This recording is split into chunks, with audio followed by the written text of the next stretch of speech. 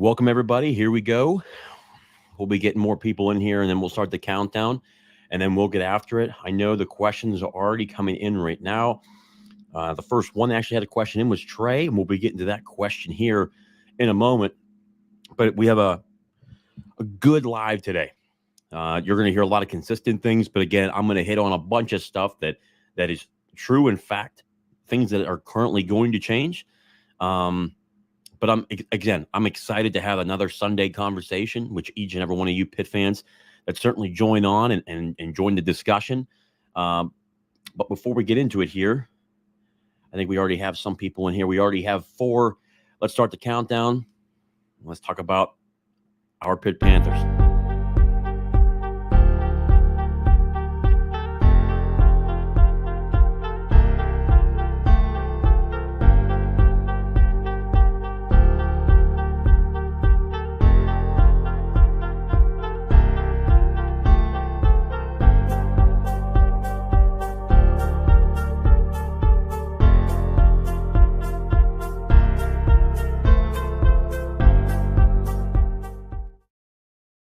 Welcome to another episode of Talking College Football with JJ Kitchen. Of course, I'm your host, JJ Kitchen. Guys, before we get into it today, please subscribe to the channel down below. The channel continues to grow at a rapid rate. The goal is to get now to 1,000 subscribers. We are so close. We are almost there. The show is what it is because of you guys, not just me, but the majority of you, because of the comments you guys bring in. The live conversations are always great. That's why I love to do this. So again, please subscribe down below. Like the content, dislike the content, and share the videos with your friends. The more and more people we have in here and the more questions that come in on live streams are the best. The last time we had a live stream, man, we had at least, I think it was over 65 different questions. We didn't get to all 65, but we'll be getting to more and more of these. So the goal is to get to 1,000 subscribers. So again, I appreciate all your guys' help and getting to that point. And the show is what it is because of you guys. But more importantly, our sponsor for the show, Colonial Beer, located at 4986 Library Road in Bethel Park, PA, 15102, which is right here in the South Hills of Pittsburgh. Again, a great place. And when it comes to variety, and not just in variety, a large distribution. If you go over into there and you've seen the pictures, run by 2 Pitt men, great Pitt men to say the least. They do a lot to support the program, but more importantly, supporting Alliance 412. And again, I told you guys tonight, here's the fake slide right here. Stop by Colonial Beer today. This is where I get my stuff. I live right in Mount Lebanon, so it's an easy drive for me. That just, again, the selection, I don't just get the fake slide. I actually get a bunch of other stuff as well. It comes in Michelob Ultra, any type of seltzers, anything whenever I go there. But they have such a great selection. But the fake slide Pilsner, which helps support the athletes at the University of Pittsburgh, and Alliance 412, which is the preferred collective of the University of Pittsburgh. Guys, that's why I want to make sure I usually fill up on these all the time. And again, I just love the design. And it was pretty cool to talk to a number of different Florida State fans. And you look at it, obviously Oakland Originals right on the back here, just a great design. It was kind of funny. Obviously, this went viral where it was, the fake slide Pilsner, the Country Roads Trust, and then I think the one from Penn State. And the fake slide Pilsner came out on top. And it's kind of funny. I am not a beer guy. I really go towards liquor or anything like that, whether it's a Tito's or if I wanted to go Captain. But let me tell you something. When it comes to the actual beer and the Pilsner and the taste, man, it's a damn good one. And I think whenever you saw that one go live earlier this week, but more importantly, when the FSU fans, we had FSU fans try it out. They said it's a hell of a beer, hell of a Pilsner. And especially for the non-drinkers that are in the group, like myself, the non-beer, it's a hell of a drink.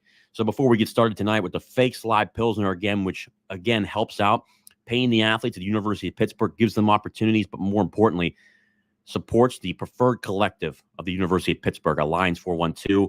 And again, thank you to Chris Bickle, John Pelusi, Goldberg, all those guys. They're incredible. Thank you guys so much for what you do. But let's crack this open because we're going to get into it tonight. And we got a hell of a lot of topics to talk about, and the questions are already coming in. Oh, see, look at that crack. It's already a good one cold. Bottoms up to this episode. Oh, man. Fake slide Pilsner. That's wild. Good stuff as always, guys. I'm telling you. Good stuff. Great design. All right.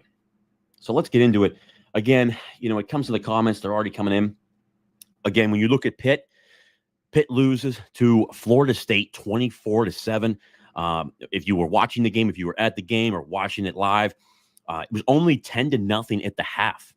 Okay, only give up 10 points at the half, which is remarkable to say the least. Okay, the defense, in my opinion, played lights out kept Pitt in the game because of the lack of just constant offensive, just no identity, not being able to establish the run.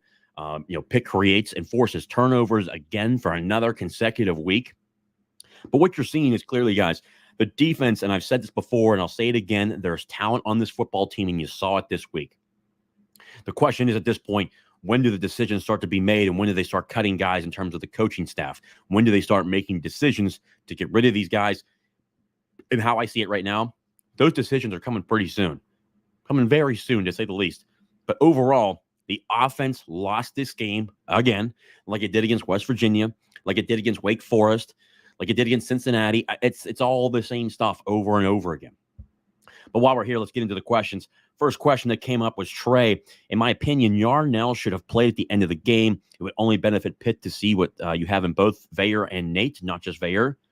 Nate looks cool and calm when he's played, and he deserves a look too. Trey, I have been crushed for this comment. And here's what I say. I've talked to a number of the players. I almost feel like this is like a Nick Patty 2.0. A guy that's been at Pitt now for a number of years, has waited his turn. And the thing that came out of camp, or anytime I ever talked to anybody, was, well, the mobility's just not there. He can't move in the pocket. Got news for you. Came in against Notre Dame, scored a touchdown on three plays.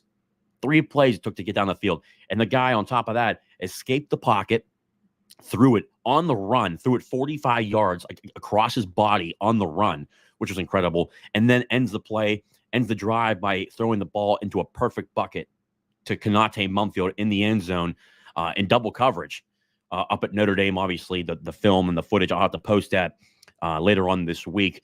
But, I mean, I'm the same way. I would like to know, are one of these two guys it? Because if they're not it, you need to go in the portal and figure out who you're going to bring in. Obviously, that's a major question mark. And I think when you look at this from a perspective of what do you have going into next season, you got to start answering questions. I think the offensive line is really young. And again, we've talked about injuries all year. The injury situation that Pitt's in is just, it's horrifying, almost at this point. But in a season like this, it's good to get as many young guys as you can into the game. Clearly, we have a bunch of young guys in the offensive line. We've got a bunch of young guys in the linebacking core. On the back end, you're looking at Kenny Johnson, a true freshman. He's going to step up this year. I think, depending upon what happens in that room, you'll see Izzy Polk, Lamar Seymour, and Zion Fowler. He'll get a lot of looks next year. I just think that room looks really good, and I expect, you'll see Konate Mumfield come back. You'll see Dejon Reynolds come back. And I think they had a wide receiver probably in the portal. But overall, when you look at the talent level that's there, it's there.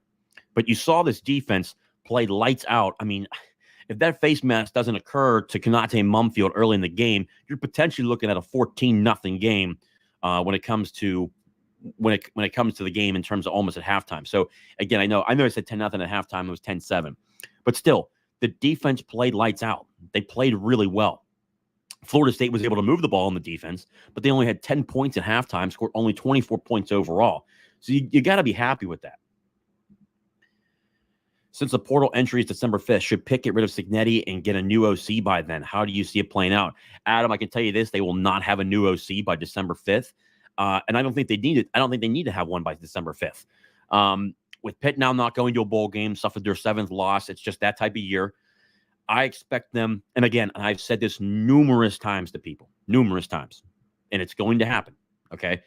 Frank Cignetti will not return. He will not return next year, I can tell you that, and I think probably before the season ends, I would expect to see Frank Cignetti be gone. I think he's just kind of letting them play out at this point because I think he's not going to really, I don't know if he doesn't want to give the play calling duties to Tim Salem, which would be certainly, I would like to see, just because one, you get rid of Cignetti, and I think you provide that that expectation to the fan base. The players already know that Cignetti's not going to come back, but he's not going to be the only one. I would be really, really, really shocked. I think Borbley's going to retire from what I've heard. Borbley's going to retire, and I really don't see. Here's how I see it too. Maybe you let Underwood call plays because I don't see Powell or Salem coming back. I really don't. I don't see Powell or Salem coming back. The only one I see coming back at this point is Tyquan Underwood. That's the only coach on the offensive side of the football that I see returning. And I think by December 5th, just make sure the players know, yeah, there's somebody else coming in. And from everything that I've heard, and I've put out numerous names at this point, you've got Mike Shanahan, who's a potential candidate. You have Joe Moorhead, who's a potential candidate. Joe Brady, who's a potential candidate. You look at who's the other one? Chris Beatty, potential candidate. You're looking at those type of names, and I think I had a couple more on there as well. Actually, let me pull it up here, because I was actually talking to someone about it the other day, and I mentioned it on the last podcast, on the last show that I did with you guys. I may have updated it. Let me see here. Give you some of these names. I just gave them to you there. Some of them.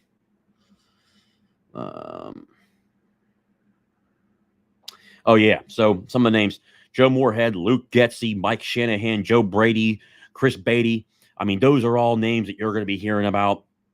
Trying to think who else I potentially had on here. Oh, yeah, Sean Lewis. Sean Lewis is another name that you guys need to learn quickly who that is. Sean Lewis is the offensive coordinator of Colorado with Coach Prime. He's a guy that just got demoted for Pat Shurmur, and Pat Shurmur called plays this week. The offense sucked. I mean, just to call it a spade. Sean Lewis is going to be on the market. That's a slap in the face to that guy. Left Kent State, was a head football coach. I would love to see that guy get a call, because I can tell you this from a perspective that what has been told to me.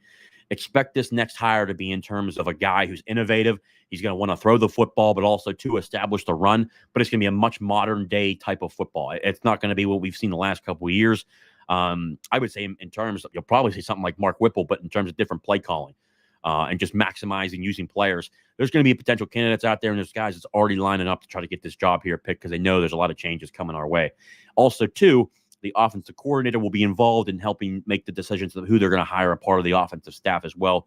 Narduzzi's always been good at that kind of stuff, and I think Narduzzi needs to be given credit for that, allowing his coordinators to make those hires whenever they need to come in. Trey, does Pitt win another game? To be honest with you, brother, it's a total up in the air at this point. I think that what you saw from Florida State, that team is a top 4 team in the country. It's 100%. That's a damn good football team. We held them. I know they had a couple wide receivers out. You held them to 24 points. These are certainly winnable games. I mean, hell, the spread came out today. Pitt is actually a favorite at Yankee Stadium this week at facing Syracuse. These next 3 games are much winnable games. I think Boston College will be a little bit tougher, but that's going to be a home game. Boston College, I think, is 6-3 or 5-4. It's one or the other. I didn't see how the game turned out. And then on the last game is at Duke. Riley Leonard is not expected to play in that game against Pitt. So these are all 3 winnable games. I want to see growth in terms of what this does. The changes will already be made. I mean, you lose 7 games, you don't make a bowl game after being a top 20 team the last 2 years. There's change coming, and this is going to be a very drastic change in terms of what this team's going to look like. So I expect a lot of changes. Just see the growth. I would say I think Pitt wins at least 2 of these games, Trey. Nothing's a given. Anything can happen. The ACC is a good conference, man. It's just who we're facing. I mean, these teams are damn good. The Wake Forest game should have been a 1, should have been a W, but the referees in the ACC are absolutely horrendous. So we'll see. Nothing's ever assured, but I think they win at least 2 more games. I think they're at least 4-8 or 5-7 at season's end. Defense did play well. I think the defense has a good future. Young linebackers and young safeties are some examples. Trey, again, I completely agree. Jordan Bass, going to be a stud. Raheem Biles, going to be a stud. Braylon Lovelace. Those are three freshman linebackers that have now played this year. Cruz Brookins on the back end, hometown hero out of Steel Valley. That kid's going to be a stud. He's on the field finally. That'll be good to see him play. You still got Donovan McMillan still there, Javon McIntyre. You've got plenty of guys in terms of in the back. And then there's just plenty of depth. Stephen Hall, he's still really good. I like him on the back end. Rylan Gandy, Tamarian Crumpley. You got guys like that at the corner position. I think AJ Woods still has time, and he's able to come back. So is Marquis Williams. I'm excited to see what they're able to do. Who does decide to come back? I think MJ Devonshire does go to the National Football League. He's a day 1 or day 2 pick. He's that damn good. MJ Devonshire and another guy out of Aheqd who's just a stud. He's just continuing to make plays, turnovers. The kid's good. I mean, just call it what it is. He's an NFL corner, and he will be great. And he's certainly following the steps of Darrelle Revis, to say the least. He's happy to see that. I can guarantee that. That face mask no call is atrocious. Yeah, Will. I mean, that was defining. I mean, the fumble occurred because of the face mask. And then again, that was a hell of a play by Mumfield to create separation. At least, Vayer was able to get it up. Saw him hitting it there, so just got rid of it as the pressure was getting there. So that was good to see, but that was such a turning point to where it's not 7-0, it's potentially 14-0 with the next drive being a touchdown as well. But again, the play calling, when we had that turnover in the first quarter, you get a turnover in the Florida State side of the field, and you run it twice. How do you not run play action there and just throw and try to create a deep ball pressure and try to throw it down the football field? I have no idea. There's just no identity to this team. There's no identity to this offense. It's just mind-blowing. I felt so bad for the defense because those guys played their asses off. But let me tell you something. This defense, back next year, it's going to be a damn good defense, and it's finally coming together, and you're going to see some more pieces through the portal who they add. It's a lot of talent on this team, especially the true freshmen that are playing, man. Jordan Bass is going to be a hell of a player. Raheem Biles, Braylon Lovelace. Obviously, you still got Bengali Kamara coming back, Solomon DeShields, Brandon George. Brandon George, let me give you something. One to Brandon George. Best game as a Pitt Panther. That's what you love to see from a guy like that. Had an injury last year, just a physical run stuffer, a guy that's just physical. I had to take a look and see how much eligibility he has left. I hope he comes back as well because he's a damn good linebacker, damn good Pitt man. I'll tell you what, it was by far his best game. So it was good to see that as well. Devin, do you think Light gets involved with the next OC hire? I think it's safe to say at least 3 hires by Dews have been terrible. Also, with the entire staff, including Salem and Powell, get canned. I think when you look at the offensive coordinator hires, and I've been very vocal about this when it comes to 3, I think the 3 hires that were bad, I guess you could say Sean Watson was horrendous. I think just start from the beginning. Jim Chaney was a good hire, and he was a good coordinator here. He just was here 1 year. He's just an SEC guy. That's why he went back to Tennessee. Jim Chaney was good. Matt Canada was really good. He was just impatient, left. Narduzzi was totally right when he said, look, all you had to do was wait here, continue to do really well here. You'll get a head coaching job. He didn't listen. He's now at the Steelers. He's horrendous in the National Football League, so he'll be out. He'll probably get another look sometime when it comes to college football. I think he's a good college coordinator, but he's just flopping around everywhere because he doesn't want to listen, has no patience. But Jim Chaney was good. Matt Canada was good. Then you look at Sean Watson. Sean Watson was here for 2 or 3 years. He was just a horrendous hire. They couldn't throw the football, so they could only run it. You went to Mark Whipple. Mark Whipple was really average or below average the first 2 years. His third year was great. People can complain about Narduzzi pushing him out or whatever. There was so much stuff behind the scenes that you guys don't know. He got vocal about not liking how he got a 1-year contract after the first 2 years. Thought people were ungrateful for how well he did. He had a major ego. I thought, the third year was great, but I mean, for Christ's sake, the first 2 years, he was on the hot seat. If it wasn't for Kenny Pickett, he wasn't coming back. And also, Whipple came back because of Pat Narduzzi basically jumping on the table saying, I want Whipple back, I want Kenny Pickett back. It's that simple, and that's why it happened. So Whipple was good. So I would say, Sean Watson was bad, and then Cignetti was bad. That's it. So I think he's had 2 bad OC hires. That's it. I really don't see the other ones as, the other 2 that were bad. Obviously Sean Watson was bad and Cignetti was bad. Those were the only 2. And you can't harp on him about Chaney because Chaney wanted to go back to the ACC. You can't harp on Canada because Pitt offered over $1 million of Canada, but he wanted to go to LSU or got fired midseason, which was a jackass move for him to leave. Just stupid. And then you look at Whipple, at the end there, he was helping, when he was still employed by Pitt, he was still helping recruit for other teams. That was a whole nother spiel. But, he didn't do a good job of replacing Whipple. He went back to what he thought, hey, we don't have as good of a passing game. I think we don't have Pickett. Let's do more of a 50-50 split. But he went back to prehistoric offense to where just Cignetti was never. The shame of it is Cignetti, he had his success other places. You have to look at that as well. So when he got here, I just think it's just really out of date and people know what he's running. Obviously you have a failed quarterback experiment with Phil Dracovic this year.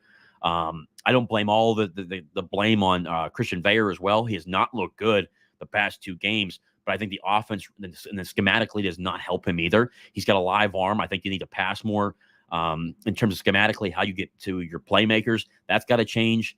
You got Gavin Bartholomew, Kanate Mumfield, Dejon Reynolds. You got Kenny Johnson, just not utilizing the guys right. I think there's going to be a major change there. But overall, Heather Lyke will be involved. I'm telling you, from the names that I've mentioned, there's going to be more passing involved. It's going to be a coordinator that'll be here long term. In heart of hearts, I think in a perfect world, I want Joe Moorhead. I know he's the head coach at Akron. He's a Pitt guy, but it's not even just that. He's just a good dude and a great human being, and he just does a tremendous job in recruiting. Just anywhere he's been an OC, he's been elite to what he's done. He wants to stay close to Pittsburgh. I would just give him a call, see what gauge his interest. You know what I mean? Just gauge his interest, see where he's at. That'd be a tremendous hire, in my opinion, or like a Mike Shanahan, Joe Brady, plenty of different guys you can look at there. Agree, Adam, will be tough to lose. 3 cornerbacks, not sure what the replacements will be like. Yeah, the corners, we'll probably get at least one in the portal. Oh, but also to answer your question, Devin, about does Heather get involved? Yeah, she's gonna get involved, and she's already been involved. There have been plenty of discussion about who they're gonna hire. Trey, again, I agree with the 3 cornerbacks. I want to see if AJ Woods comes back because he's got eligibility left. So does Marquez Williams if he comes back. There's other guys behind there, but obviously Rylan Gandy, Tamarian Crumpley. You got Shadarian Harrison back there. He's a young guy. He's back there. They got a lot of depth back there, but I think they bring somebody in with a lot of experience as well from the portal. So expect to watch that as well. We were a competent offense away from giving FSU a game and having a chance to win. The talent is there, but it just hasn't been getting called into resembling a cohesive offense. Yeah, there's just no identity to this offense. And again, Rodney Hammond is clearly the best running back on this roster.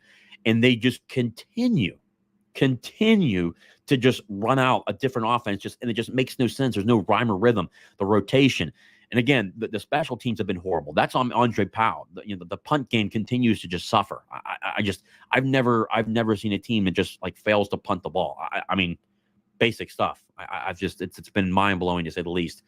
But I really do expect to see new coordinator for sure, but you're going to see other ones too. It's not just Cignetti that's going. I'm telling you, I'd be shocked if, I know Borbley looking to retire, and then Powell and Salem. They were kind of given a last shot, has not worked. Salem has done a good job at finding talent in certain areas, but I just think he lacks development. I think he's really, really lacked when it comes to developing tight ends. It's just a fact. Tom Dewar Fitness. Do you see Yarnell transfer in the offseason if he's not given an opportunity in the final 3 games? Right now, I would say yes. And I don't blame him. If you're not going to get a fair shake, and I think it comes down to not even the final 3 games, I think there has to be a conversation with Narduzzi. Who you're going to hire as an OC? What's the plan look like there? But also too, am I going to get a fair shake?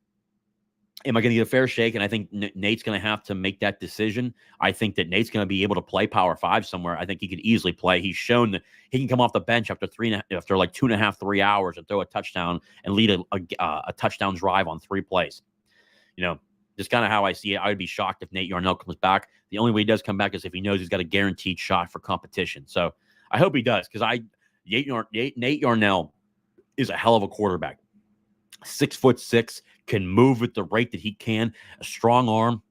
I hope he does come back because I really like him. I really want him to compete and find out, can he really play one here at Pitt? But I hope he does come back, but I would not be shocked to see him leave. Hearing anyone going into the portal, if so, I think it will be mostly defense, if so. I don't think it's going to be defense at all. I mean, none of those guys are leaving. I'm just being honest. There's no reason for the defensive guys to leave. They're developing guys. They're playing numerous amounts of guys. I think you'll hear different guys go in the portal this offseason from attrition. But I think it's going to be that encouraged attrition. There'll be a couple guys. There'll be a couple guys that are starters that that wander because obviously there's still tampering going on. There'll be certain teams that reach out to certain players on the team and says, "Look, we can utilize you more." I just think that the culture is so tight, and I think these players are so tight together. They're going to wait and see who Narduzzi hires. And if they like it, they stay. If they don't, they leave. But I don't expect anybody on defense except if it's a couple. I got a couple guys in mind that maybe haven't seen a lot of playing time yet. I could see them leave. Just maybe they're just looking for more playing time because there's so much depth on the defense. I could potentially see that. And then I think you'll see some attrition on offense. Just there's some guys I think that, when they recruited them, they just haven't panned out. And I think that's been that's been really the so-called mentality of Pitt, where these guys that leave the program are just looking for a better opportunity to go play. That's you haven't seen many Jordan Addisons where one of our top players leave every year. It just doesn't happen. The culture's so strong here. The locker room is so strong. And I think that Narduzzi's already pretty much will have the exit interviews at the end of the year. where they know they're going to get a guy. They're going to go get a different guy. It's been clear from day one, just in my opinion. Offense, I mean. Yeah, Adam. Yeah, offense. Yeah, not defense. What position do you see being a priority? How many guys do you think that we bring in there? It depends on how much attrition we get. There's going to be some guys that kind of encouraged to hit the portal because there's more playing time other places because it's a very tight room in terms of how much depth there is. I can see them potentially adding 6 to 10 guys from the portal, depending upon how many guys the attrition wise goes. Potentially offensive line. I think you could see some guys there. I see them still adding another wide receiver to the portal. Depends on who else leaves. It really does. I think tight end will be another one. Tight end will be another position they add through the portal. Potentially quarterback. If Christian continues to play the way he's playing, I think it's a safe bet that they're going to go in the portal and bring somebody else in to have a three-way competition. If Nate Yarnell leaves and you're obviously down to one, so you have to bring somebody in. Obviously Diffenbach and then Julian Duggar will be there as well. They'll be able to compete. I just think it's really unfair to throw those guys in there being so young. I just think that when you bring in another coordinator in, that guy's going to want to look around a little bit, see what they have, see what Pitt has, and make an adjustment off of that. But I think there's a number of different places. Cornerback, I think corner is going to be a position that they try to go in and add at least one veteran corner. Just in my opinion, they won't add any at linebacker. The linebacker room just continues to develop. And I just continue to hear people talk about Ryan Manilek. The guy recruits. I mean, go look at the linebacker room right now. Those linebackers as true freshmen, 3 of them are playing because they're damn good. That's why. That room continues to get better. Those 3 guys, plus Solomon DeShields, Bengali Kamara, Brandon George. I mean, the guys are there. They continue to get better. So again, it just depends on where the attrition's coming from in terms of what the room looks like. Maybe the OC are not the problem; it's the head coach, and I don't think he's a great recruiter. Steven, I don't think Pat Narduzzi's a problem. I mean, when it comes to OC hires, I get it, but overall, when's the last time Pitt won a conference championship outright? Been a long time. He won 2 Coastal Division champions. He won 2 Coastal Division championships plus an ACC championship, and in the past 2 years, before this year, finished in the top 20, and has multiple ranked wins. I can't. Hard to fire a guy when you're a Pitt having that type of a success. If he goes into next season and then he fails again, then he's on the hot seat. That's when a change I could potentially see happening. But right now, I don't see him on the hot seat at all. The defense continues to play well. Just get the right offensive coordinator and just put a pressure on him. Say, look, it's got to work, and just make sure you keep your offensive coordinator, the opportunity that's in your hand, and then you're fine. If we have a successful offensive coordinator, it clearly works. I just don't see it. I just don't see anything else. I think that when they have a competent offense, if you had a competent offense against Cincinnati, you win. You had a competent offense against West Virginia, you win. Competent offense against Wake Forest, you win. Who else is on that list? Competent offense against Virginia Tech. That's 4 more wins. That's 6 more. That's 6 more wins. So they would be right now 6 and what would they would be 6-3 at least. The bare minimum, they would be 6-3. With the other games, it's toss up. I think they still lose North Carolina. Who else was on that list? Florida State. Florida State could potentially, could have been closer, but I still had that as a loss. Notre Dame, which was obviously the other loss. But you go down the stretch here, you win your next 3 games, they potentially end 9-3 with a competent offense. It's tough decision making, but it's got to change.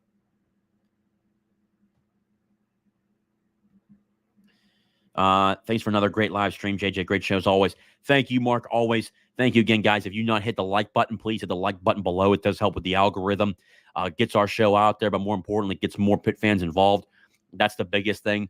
That's always good to have more and more people join the conversation. It's because of you guys. This show is great because of you guys, not me, you. You guys ask great questions, always interact.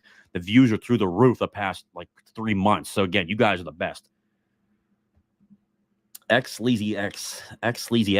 Nah, dog, West Virginia University, far superior.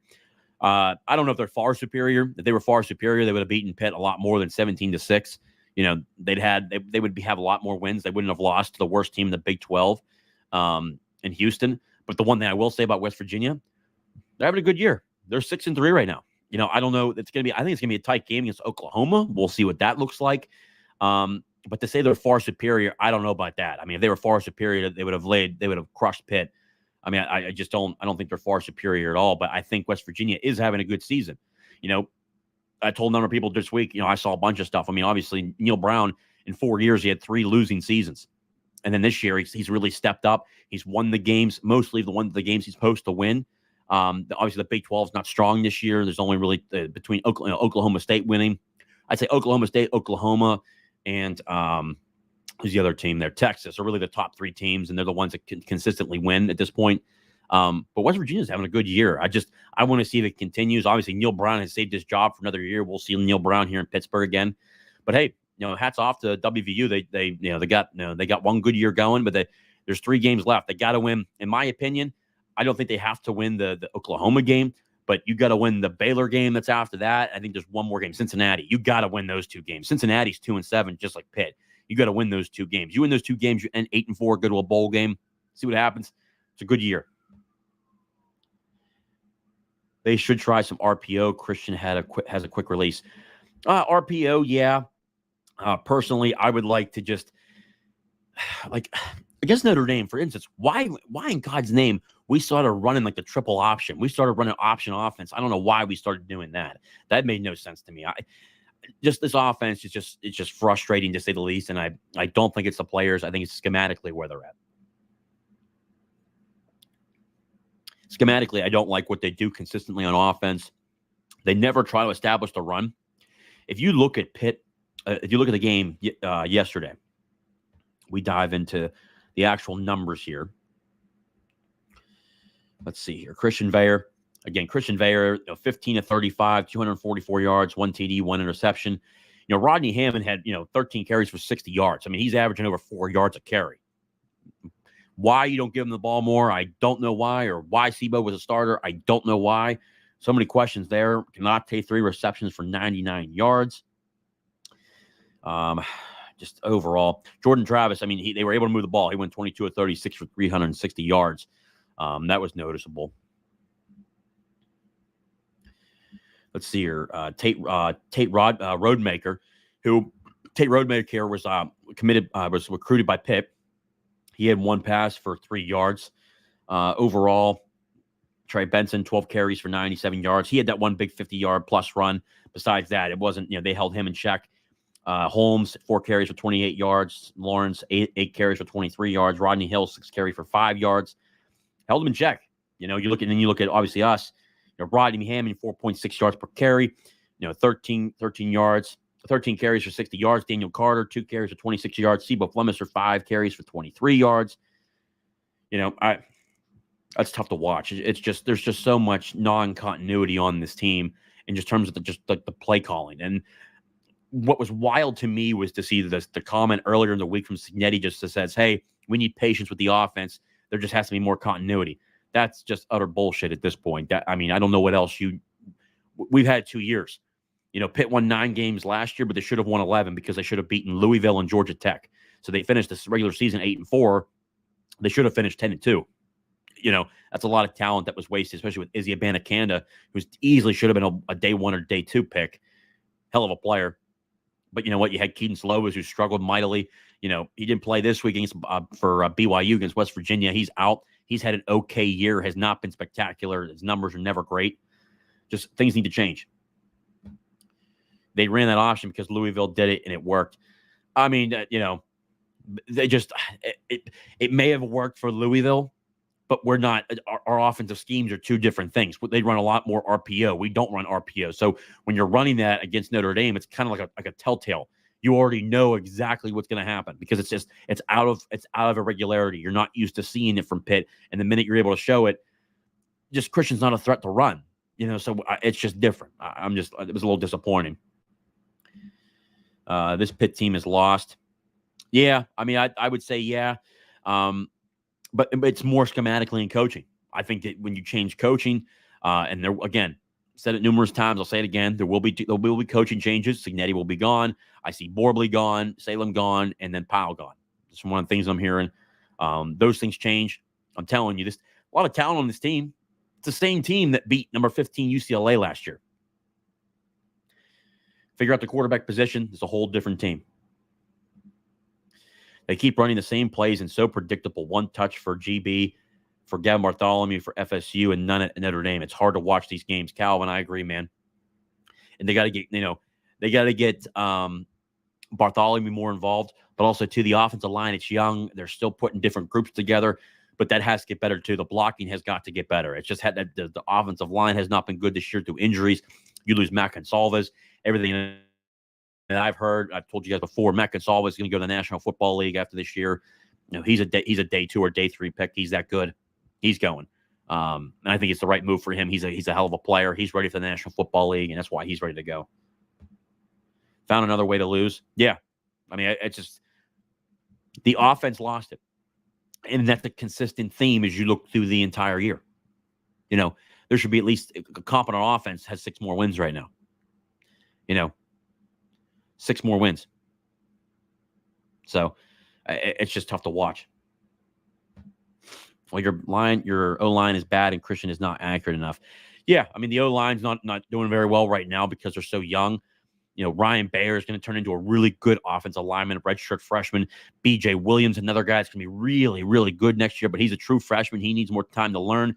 Terrence Moore is just getting his first play calling in there. His first time in action.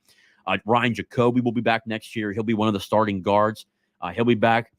Jake Cradle's been a function. He's been great, especially since he's been back. I like him a lot. And then you look at the tackle position, Brenton Taylor. I mean, he's obviously just getting more and more time. He continues to get better, but just the middle of our offensive line right now just needs to continue to get better. But the penalties are killing us as well. And that has a lot to do with schematically. And it's lining up and getting things right. I just think the schematically things that I'm happy to see a change coming towards the end of the year. I'm just happy. Speaking of Bardo, what's the deal with that penalty? Never seen anything like that before. Neither have I. I have no idea why that was called. I've never seen an official that far into the sideline. That was bullshit. I have no idea what was reviewed. You can't review anything. So what was being reviewed? And he didn't like something that he said. That's in every college football game. That's horseshit. So it's just bad officiating. Again, did the bad officiating lose the game for Pitt? No. Would it have added more points for Pitt? I think it would have. It would have been a closer competition for sure. But just some of these calls are just blatantly out of their mind. I understand Florida State's your best option right now for the ACC to be in the playoff, and they're making that happen. So, go do what you need to do. But I am by no means happy with what happened. I've never seen anything like that. I've never seen a call like that in my entire life, let alone in that game, which is weird. But that's ACC refereeing for you. Any sense on Bart coming back? Mark, to be honest with you, I think he comes back, obviously, when they know Cignetti's gone. And, obviously, there's been conversations about it. That'll be the first step. There's going to be teams after Bartholomew. I know that for a fact. That's why Alliance 412 is so important. And, again, I don't tell anybody what to do with their money. Trust me. I'm not telling you what to do with your money or anybody what to do with their money. Me, personally, I want Pitt to succeed because, in my opinion, academics are important. Pitt is one of the top universities when it comes to public universities with academics. They've been winning the academics for years, especially in our region, just dominating. But the front porch, and I try to tell this to people, the front porch to every university is its football team in athletics. The non-revenue sports right now are killing it for Pitt. Basketball is on the upheaval. They're climbing. Jeff Capel's got a really good thing going, which is great. But you need football to stay consistent. Me personally, I'm at the $20 a month because I want to see Pitt do really well. And when transfer players need to come to Pitt, they want to come to Pitt. Alliance 412 is key. Same thing with basketball. That money is also used for basketball. I try to tell people that this is really, really important. If Alliance 412 goes away, I can guarantee you Pitt's going into oblivion. There is no more Pitt football. I can tell you that right now. That's why I support it. Pitt has mega donors that are very much involved with helping with Alliance 412, the program. They're big. But to have this thing function long term, look at Clemson, Alabama, Ohio State. They all have these subscriptions like Pitt does and subscribers that go on to their collectives and pay for it. Just the general public, like we are very much in control of what goes on with Alliance 412. And it's so important. It is so important to be involved with this because We actually have a real chance. Now that this is legal, I'm just telling you that there's more parity across college football right now because you're able to come out now and pay for this stuff. That's why Alabama was freaking out. Nick Saban. I love Nick Saban. He's the GOAT. But he was nervous about it because now you just gave everybody else a big leg to where, hey, Alabama's not just doing it behind closed doors. Georgia's not doing it just behind closed doors. I've had plenty of coaches reach out to me. Alliance 412 is doing their job. Oakland Originals is doing their job. The legends at Pitt, you guys need to know this. The alumni at Pitt have been phenomenal, and they are recruiting behind the scenes. Larry Fitzgerald, LaShawn McCoy, Bill Stahl, Tyler Palco, all of these guys, Kenny Pickett, they're all alums. They're helping recruit for Pitt. Alliance 412 is so important. That's why the more people that subscribe to that will continue to make Pitt great. And I'm telling you guys, with the NIL stuff, Pitt can be really, really good. I've heard from a number of coaches from different teams. Pitt is a very much attractable job because of the one, Pitt winning an ACC title, winning two ACC coastal divisions, but the NIL collective is just so ingrained. Joan Gable, the new chancellor of Pitt, is very much in favor of it. All I can say to you is just if it makes sense logically to you, please subscribe. If it's not, hey, no big deal. You can't do it. You can't do it. But I'm doing it because I know it helps the university stay competitive and keeps us in the Power Four conversation. As the more stuff comes out with the conference realignments, Pitt still has a chance at the Big Ten if something falls apart with the ACC. But the ACC looks like it's still going to try to add teams in the Big 12 to stay relevant in terms of adding more teams if other teams leave, like Florida State, Clemson, UNC. It's so important to support the program right now. That's all I can tell you. That's why I really hope people do with it. Been 40 years since Marino and this team was relevant. They were relevant 2 years ago. They were relevant last year. They were ranked in the top 20. I mean, if you're saying national championships, yeah, I agree. But when it comes to relevant, you're in the top 25. You're pretty relevant. So they were relevant the last 2 years. ACC needs that playoff team. Yeah, they do. And I think clearly Florida State will be that team and they'll get in there. I think it's why the calls the way they were. Why not shaft Pitt and keep FSU relevant? Who cares? I mean, yeah, but it's not good for the game. That's great. Those calls from the ACC Bojangles refs is so obvious that they want the top 4 team in the playoff, in my opinion, so infuriating. Yeah, and it helps the ACC. Helps with money being distributed, all that kind of stuff. Revenue payouts to all the teams in the ACC. And as the ACC continues to outgrow the projections of what's supposed to happen every year, which is another great thing for the ACC. So we'll see that continues to blow up. Well, that loss at home to Western Michigan, cost them a playoff spot in Miami meltdown as usual. I mean, it cost them a playoff spot, but I mean, like anybody else, I mean, look at the other teams. Notre Dame lost to Marshall last year. It cost them a spot, but hey, at the end of the day, Pitt still had an 11-win year. That was better than Penn State in West Virginia. Beat Tennessee, lose to Western Michigan, Narduzzi. Okay, I mean, James Franklin, look at him. He's beaten how many teams, and he's lost to teams like Illinois. They ran 350 yards on him. Almost lost to Northwestern again. Why didn't Dews recruit Sky Moore? It's a miss. Why didn't Penn State recruit Sky Moore? Why didn't West Virginia recruit Sky Moore? Why didn't Ohio State recruit Sky Moore?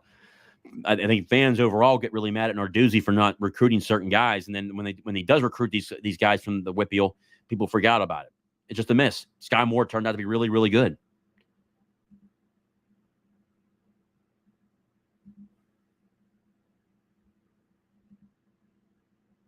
Really happy to hear your comment that Gable recognizes the value of athletics. Yeah, she's on board. And I think Heather Like is a really big component of that. Victory Heights, that project is that whole vision is because of Heather Like. And again, with Heather Like in terms of Ohio State, if she was offered today, she'd be going to Ohio State. I know that for a fact. From what I've heard, Patrick Chun, the athletic director at the athletic director at Washington State, Pat Chun, he was at Ohio State for like 15, 16 years. He apparently right now, from everything I've been told, is one of the clear front runners right now. Heather Like's up there as well. We'll see where that goes, but we won't know a decision on that kind of Ohio State stuff for about probably 6 more months. You'll probably hear something in May, because I know Gene Smith is out in June. So we'll probably hear something in May about what happens with that.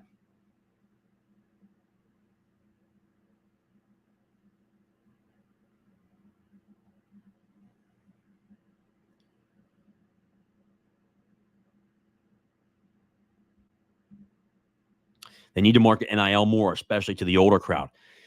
Yeah, I really don't understand. There have been people that have said, well, I'm not going to support the NIL team because of paying players, and until I see changes at Pitt, I'm not going to support it. I mean, they showed for 2 straight years they're a top 20 program when you have support. I mean, when you look at the transfer portal, you need NIL support. They've had that the past couple of years. They'll have it again this year. I just truly don't understand it, because if you look at it, if you did the numbers, okay, and if I have here my handy dandy, if I can pull up my calculator here, that'd be kind of nice. Let me see here.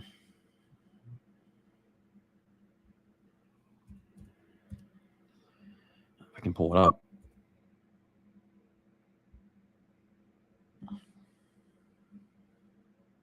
Come on. Just doing just the basic numbers here. If Pitt had, let's say, 5,000 fans, just do $20 a month. That's $100,000 a month.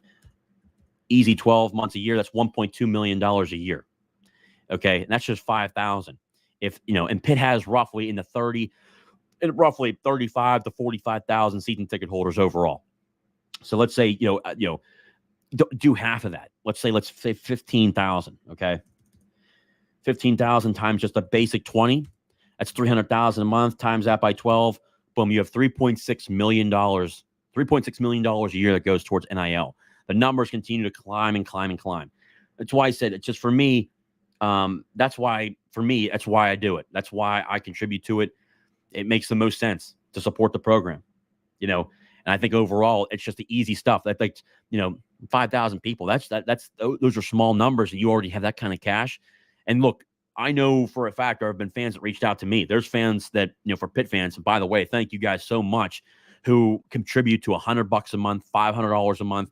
There's numerous of you guys out there, and Alliance 412 is so thankful because when the guys and the people that are involved with Alliance 412 who subscribe are very much involved. I mean, it's ridiculous how much people are putting towards it, and that's why I'm just thankful for whatever people put into there. It's truly beyond thankful, and that's why I'm let me know, would you guys like if I got Alliance 412 on here? Maybe got like John Pelusi or Goldberg. He's incredible too. Let me see here. If I got those guys on here, would you guys like that? Would that be informative to you guys? If I, just ask simple questions. Why is it so important? NIL, because I can talk about it through thick and thin. I know why it's important. NIL is so important right now in terms of what this team could look like moving forward. Just one of the things that I notice most. And I know the more people get more on board, the more competitive Pitt is. It is what it is. Especially too in the transfer portal era, that's so key for these teams. But I can tell you this, overall, when you look at the game from a perspective of how it started, you can see the flashes of talent. And there's flashes of talent on both sides of the football. But when it just goes to show how much coaching is involved with success and why it's so important to have good coordinators, but more importantly, also 2 good individual coaches, actual position coaches. Pitt has that on the defensive side. Archie Collins, stud. Corey Sanders at safety position, stud. Ryan Manilak, young guy, stud. He's doing really well. The best defensive line coach in college football, and Charlie Partridge, incredible. That's why what Pitt has right now, 3 4-stars on the defensive line from this recruiting class from different services, from Rivals or 247. That's all. That's because of reputation and the guys going to the National Football League. It's that simple. And I think it's so important to support these guys overall. And the more support there is for NIL, the more competitive Pitt can be in the market and continues to bring in great players. I mean, look at Yawson Willis. Yawson Willis is a 4-star running back out of New Jersey who committed to Pitt. He'll be here next year. He's going to be a great player for Pitt. Sincere Edwards, 4-star defensive end. He can actually play both defensive end or defensive tackle. He's going to be a great player. 4-star Samuel Okunlola, a guy that's been phenomenal so far at Pitt. 4-star. He's really been really good for Pitt. That's kind of the biggest thing for me.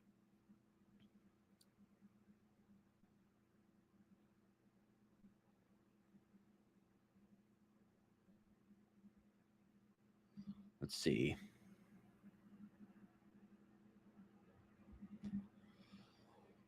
Yeah, Alan Olive. Yeah, dude. You had some really serious, lack of like knowledge comments in here, man, and just like negative comments. I'll give you like 2 more minutes to figure it out, because if not, I'm going to ban you here in a second. But overall, when you look at it, this team has got plenty of talent on both sides of the football. Coaching is so important for these kids in terms of where this team's going to go. That's why it's really important to see what they do. I just think overall, this team consistently, if you see the changes in the coaching staff, the defensive side of the ball, even Randy Bates has been good the entire time he's been here. He's been consistent every time he's been here. So that's the biggest thing for me.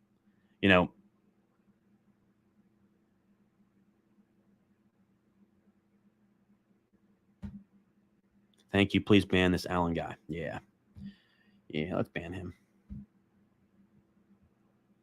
That works. Yeah. So, just confused on, when you look at this team. I see basketball team. Adam. Yeah, the basketball team winning also helps recruiting. Yeah, I mean, that helps just overall the university. When you have winning programs, like football has been the last 2 years, basketball gets involved. Obviously, you got to win against your rivals too. You got to win against West Virginia in basketball. You got to win against West Virginia in football. We got a 4-game series with West Virginia right now. You're 1-1. They come back to Pittsburgh next year. Win that football game. West Virginia is going to bring back a number of good players in their football team, but they're going to lose a lot of attrition on their football team because they're an older football team. For Pitt, they're a young football team, and they got all this talent coming back. And I think you get the right coordinator, it makes sense. The talent's there, and I will not say which coaches, because they are on current college teams. There have been coaches that have reached out to me and said, "Look, Pitt has a lot of talent," and he's like, "This is a job that people are going to want." I think overall, that's really good to hear. I've actually heard from 4 coaches, all Power 5. Actually, no. 4 Power 5, and I actually did get one from my group of 5 as well. They've said Pitt has talent. They just think that the complaint was at this point is that the roster is really good, but the play calling and scheme is just not what you need to do to win in college football. They're just like, you cannot win with this scheme. You cannot win with a lackluster offense that has no identity to it, whether it's running, the pass game, anything. You need to have an aggressive offense. I've never heard of a very good conservative offensive coordinator. I've never heard of it. And too incompetent. And it's kind of a little bit of both with conservative and competent when it comes to Frank Cignetti, which has been so disappointing. Sounds like Pitt is very competitive in the ACC with NIL. Based on your feedback, impressive. I love Lewis Riddick on the call this weekend. Mark, agree. Pitt has been very aggressive and very competitive. But they're kind of here with everybody right now and a little bit higher than a lot of some of these other teams. Obviously, like the Syracuses of the world, Wake Forest, they're crushing those guys. But Pitt's like really here. We can really separate it if more fans get involved. It's that simple. The more fans that get involved with subscribing to Alliance 412, which is Chris Bickle, who has done phenomenal in paying out millions of dollars. David Tepper's involved with the basketball program and the football program as well. Obviously, you have the mega donor. He was on the sidelines again at the game. He's got the trucking company. Oh man, I can't remember his name. Gallagher. Pat Gallagher. He's a guy that's been a major contributor to Pitt athletics, especially football. He was on the sideline again because he's a major donor, and it's so important to thank those guys and the amount of work they're doing. But the average general public, like us, like all of us, to be able to contribute to Alliance 412 regularly every single month, it only helps the program. It only allows Pitt more opportunity to get more players, better players, continually get good players. That's just how it works. And we are here. We're here. We can really create separation if we get those thousands of people to join, and it just become a force. I mean, call it what it is. It's less about, I hate to say it, a lot of these guys that talk to the recruits, it's less about winning and losing. It's more about, what are they willing to get paid? And obviously, Chris Bickle has, if you're one of the 85 scholarship players, you have an NIL agreement. You are getting paid at Pitt. They're the only program. Pitt is the only program where that happens. That's it. That is a major recruiting advantage. Major. So every commit that's coming in from the 24 class, every one of them will have All of them know they're going to get paid. That's a huge recruiting advantage. I can't even tell you. That's why Alliance 412 is so important, and it has to be supported. It has to be supported. More people need to get involved with it. That's why I am so interactive. I love what they're doing. I try to help as much as I can. They do the heavy lifting, but it's so nice to talk to recruits and say, man, you guys actually have a really good NIL collective and guys that care about their players. That is awesome to hear, how players love the collective and love Alliance 412 and the things that they're able to do when they get on campus to help them grow their brand. It's incredible. That's the most frustrating part. The offense clearly has talent at every skill position, and they just look disjointed and confused. The offense is primitive and predictable. Yeah, well, I mean, it's just bad. And call it what it is. It's schematically, it's just really bad. I'd love to see Alliance 412 interview on your show. Will, I think it's probably what I'm going to do. I'm going to probably get Pelusi or Goldberg on the show. I think that they're two great guys. I think that would be such a great conversation for just back and forth to where, you know, we're able to ask questions and have you guys be answered it, but just to put it out there and really the questions that people have. I think that is so important to be able to have people understand why it's so important to have these guys on there and just have that conversation where it's so nice to just bring it on board. It's just my opinion. So, Will, I can tell you this right now. I'm actually going to get that in the works. I'm going to actually reach out to a couple of those guys, get as many guys as I can on. And even if possible, if Chris Bickle's there, that would be great to get him on the show as well, just to talk about it and why it's important for the general public, why it's important for them to join. But that would be a great interview, and that's why I'm actually going to set that up probably later tonight or early tomorrow morning when I get to my office. I'll reach out to a bunch of guys, and we'll get that on board just to get it going, and more importantly, just talk about how important that is for University of Pittsburgh. All right, so I'm going to take a couple more questions here because we're almost to the hour point, guys. It's been an incredible show as always. But overall, here's what I want people to take away from this. The loss hurts, and obviously Pitt 2-7 is not good. But here's what I can tell you. When you look at this team, the team has talent.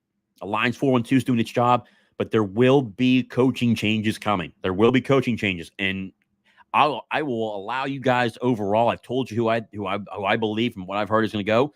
But even if I allowed you guys to guess, a lot of your guesses would line up to what I'm thinking and what I'm saying. That's just a fact.